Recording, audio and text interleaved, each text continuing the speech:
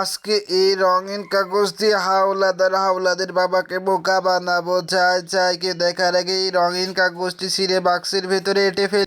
এই তো হয়ে গেল। এবার এটা নদীতে ভাসিয়ে দিলাম। বাবা খুব গরম পড়ছে, একটা পানি কিনে দাও না। কি বলো শোনো, আমার কাছে তো কোনো টাকা নেই, আমি তোমাকে কিভাবে পানি শরবত কিনে দিব? আরে কপাল, সবই কপাল। আরে শোনা, ওই দেখো কি একটা নদীতে ভেসে আসছে। তুমি এখানে বসো, আমি গিয়ে দেখে আসি। দূর থেকে তো এটা দেখে মনে হচ্ছে একটা জাদুর বাক্স। লোক মুখে শুনেছি এটাতে নাকি অনেক অনেক গুপ্তধন পাওয়া যায়।